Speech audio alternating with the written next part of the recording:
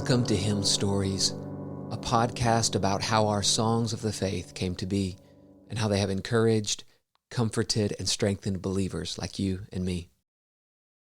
Hymn Stories is a part of the Media Gratiae podcast network. My name is Ryan Bush. Christ leads me through no darker rooms than He went through before, and he that in God's kingdom comes must enter by this door. Richard Baxter was born at Rowton in Shropshire, England on November 12, 1615. He was converted at the age of 15 by reading an old torn book that a poor man lent to his father.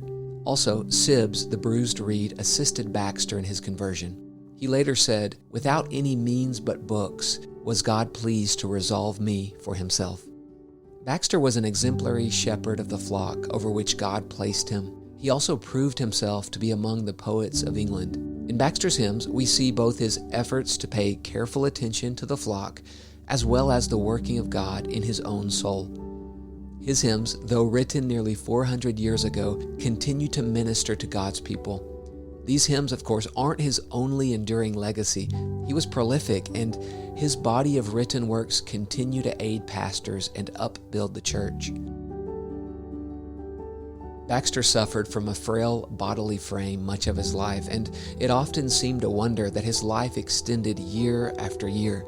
He once said, "Weakness and pain helped me to study how to die. That set me to study how to live." Toward the end of his life, when his infirmities increased, the intensity of pain sometimes compelled him to pray for death to come swiftly. But then he would check himself immediately and say, "It is not for me to prescribe when thou wilt, what thou wilt, or how thou wilt."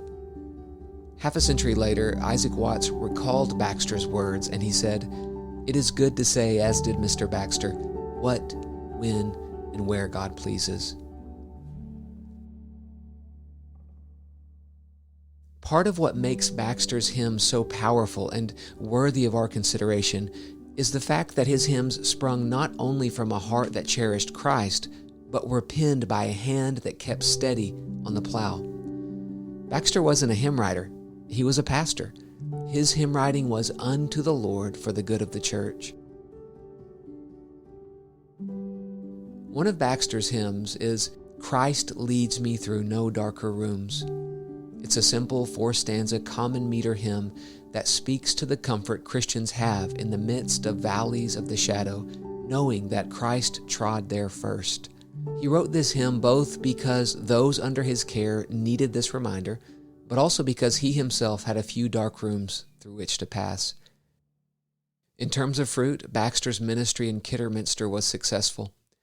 Baxter toiled there faithfully until in every house within his pastorate there was daily the all but ceaseless voice of psalms and hymns.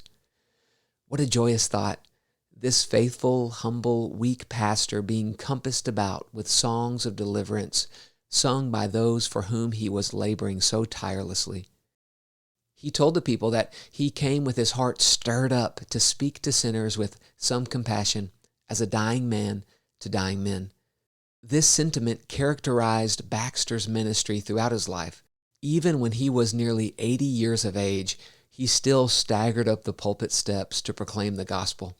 A gentleman who had heard him preach in his later years said that when Baxter ascended the pulpit with a man following him to prevent his falling backward and also to support him, if needful, in the pulpit, many a person would be ready to say Baxter was more fit for the coffin than for the pulpit.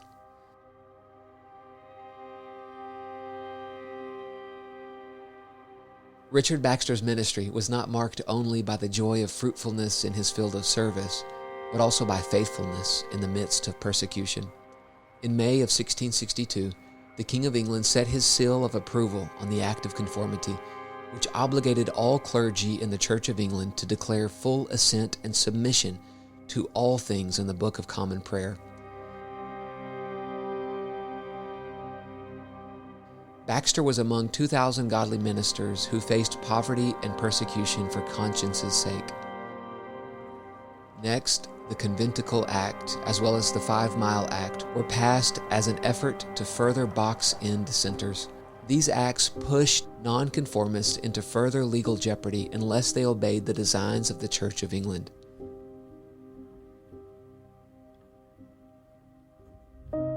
Although Baxter submitted to the law so far as he was able without violating his conscience, it wasn't long before a warrant was issued for his arrest, and he was incarcerated for 6 months in Clerkenwell Prison. 5 years later, he was arrested again for preaching. His goods were taken from him and sold, even to the bed that he lay sick on. He was summoned and he appeared for his trial before the notorious Jeffreys. Baxter's case furnished the judge an opportunity to give vent to his coarse vulgarity and hatred for Baxter and all nonconformists. He emptied the vials of his wrath upon the head of this innocent old man. After calling him a rogue, rascal, blockhead, an unthankful villain, and other vile epithets, Baxter ventured to put in a word of explanation. Jeffreys cut him off, and he roared, "Richard! Richard!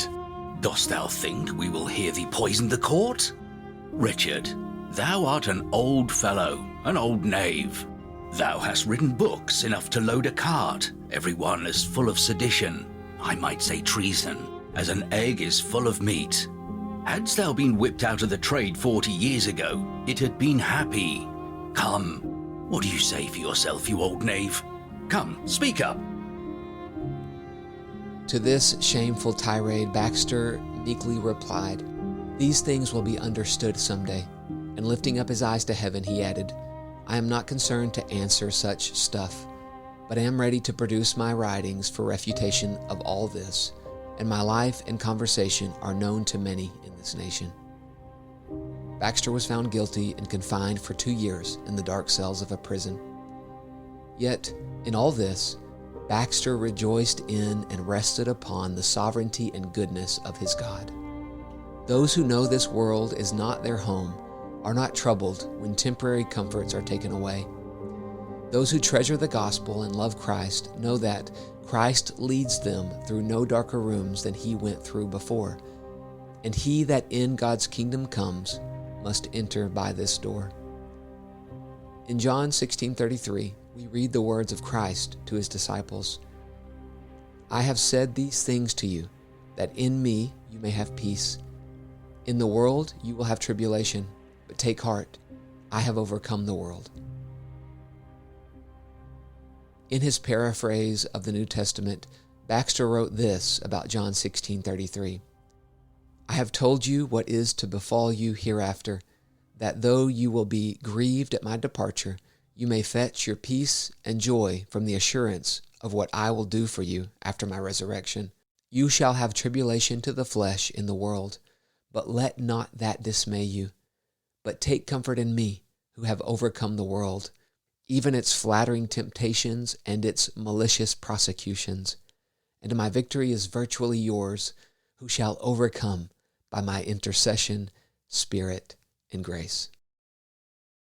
Christ leads me through no darker rooms than he went through before, and he that in God's kingdom comes must enter by this door. Thank you for joining me in this episode of Hymn Stories. May the Lord bless you and keep you as you sing and make melody in your heart to Him.